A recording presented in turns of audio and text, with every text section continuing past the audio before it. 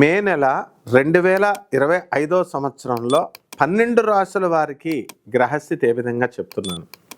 మొట్టమొదటగా మనకి ఏప్రిల్ 13వ తేదీన రవి మేష రాశిలోకి వస్తున్నాడు. ఇక మీనరాశిలో ఎవడున్నాడండి? బుధుడు, శుక్రుడు, రాహువు, శని గ్రహాలు ఉంటాయి. ఇకపోతే గురుగ్రహము వృషభ రాశిలో మే 30 తర్వాత ఏమవుతుందంటే మనకి ఈ యొక్క మిథున రాశిలోకి వస్తుంది. అంటే మనం ఇప్పుడు చెప్పుకోబోయేది మే నెల కాబట్టి మనకి గురుడు వృషభ రాశిలో ఉన్నట్టుగానే తీసుకోవాలి. ఇకపోతే కుజుడు ఏప్రిల్ 2వ తేదీన మనకి కర్కాటక రాశిలోకి నీచపట్టి వచ్చాడు.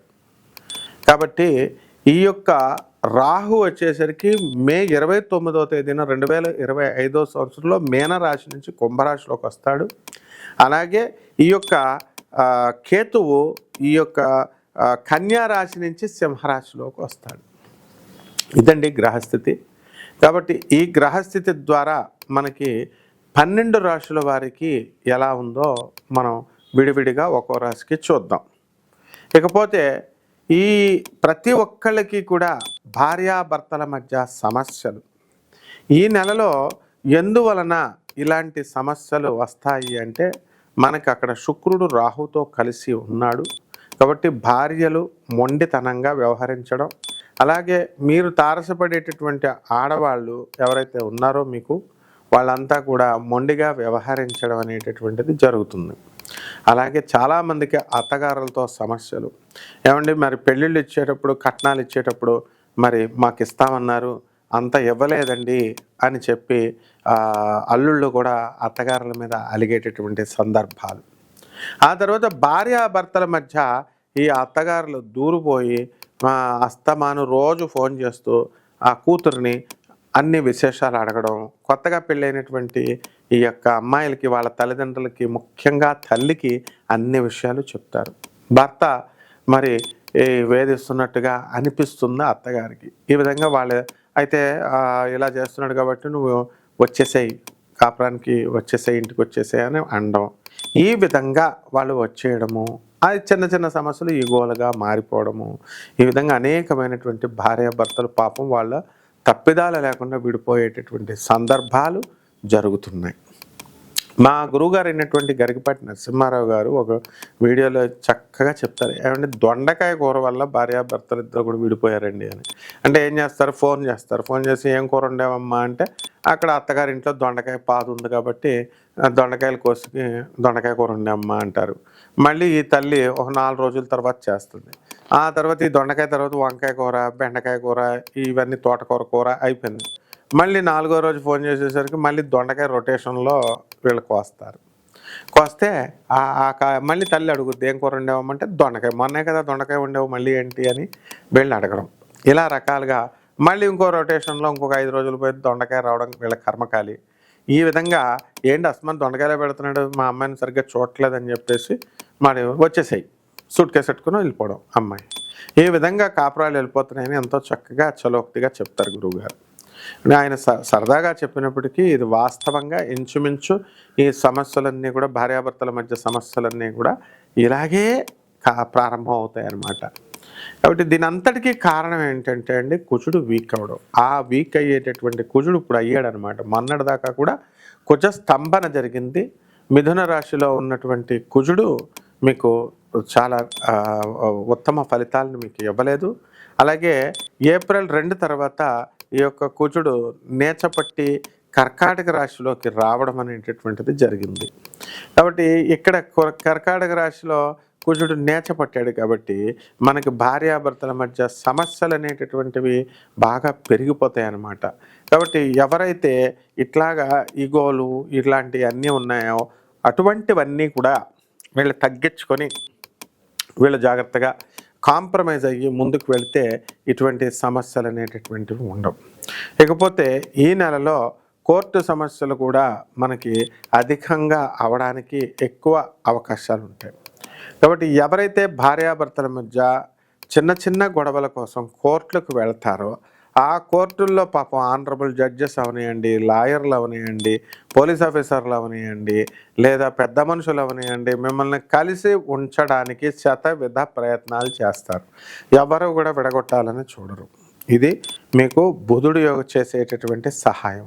అయితే మీరు ఆ సహాయాన్ని రిసీవ్ చేసుకోరు అని క్లియర్గా మనకి బుధగ్రహం సూచిస్తుంది. ఆ బుధుడు మీనరాశిలో ఉన్నప్పుడు మీకు కమ్యూనికేషన్ స్కిల్స్ తగ్గిపోవడం కానీ, లేదా అవతల వాళ్ళు చెప్పేటటువంటిది మిస్కమ్యూనికేట్ అవుతుంది. ఏంటి వీళ్ళు ఏదో చెప్తున్నారు, వాళ్ళు పాపం మంచి ఉద్దేశంతో మీకు ప్రజలందరూ కూడా మీకు నీ కాపురం చేసుకోమ్మా అని చెబితే వీళ్ళు ఏం చేస్తారంటే వీళ్ళు రివర్స్ గేర్లో వీళ్ళు ఆలోచించుకోవడం అనేటటువంటిది జరుగుతాయి. ఇకపోతే ఇప్పుడున్నటువంటి ఈ ఆధునిక ప్రపంచంలో మనం కనుక తీసుకున్నట్లయితే ఇప్పుడు సాఫ్ట్వేర్ ఉద్యోగాలు ఇవన్నీ కూడా ఈ రేడియేషన్స్ ఎక్కువగా ఉన్నటువంటి వస్తువులు, కంప్యూటర్స్, ఇలా ఫోన్లు, ప్రతి ఒక్కళ్ళు కూడా ఒక్కొక్క ఫోన్ తీసుకోవడం, ఇలా చేసుకోవడం ద్వారా ఈ రేడియేషన్స్ ద్వారా మనకి మీ బాడీలో ఉన్నటువంటి ఈ గ్రంథులన్నీ కూడా కుంచుకుపోవడం, సంకోచించడం, కాంట్రాక్ట్ అవ్వడము. సో తద్వారా మీకు ఎరెక్టైల్ డిస్ఫంక్షన్ అనేటటువంటి ప్రాబ్లమ్లు రావడం, లైంగికంగా పటుత్వం తగ్గిపోవడం, ఈ విధంగా భార్యాభర్తల మధ్య లైంగిక సంతృప్తి లేకపోవడం, అనేక రకమైనటువంటి సమస్యలు ఈ యొక్క నెలలో వస్తూ ఉంటాయి. కాబట్టి ఇవన్నీ కూడా మనము ఈ శుక్రుడు రాహువుతో కలిసినప్పుడు, కుజుడు కర్కాటక రాశిలో ఉన్నప్పుడు ఇలా జరగడానికి అవకాశాలు ఉంటాయి. కాబట్టి ఇవన్నీ కూడా ఒక్కొక్క రాశి వారికి భార్యాభర్తల మధ్య ప్రాబ్లమ్స్ని మనం ఎలా సాల్వ్ చేసుకోవాలో పరిష్కారాలు చెబుతూ విడివిడిగా ఈ యొక్క రాశి ఫలాలను ఒక్కొక్క రాశికి మనం చూద్దాం. ఈ కన్యా రాశి వారందరికీ కూడా భార్యాభర్తల మధ్య విరోధాలు బాగా జరుగుతున్నాయి.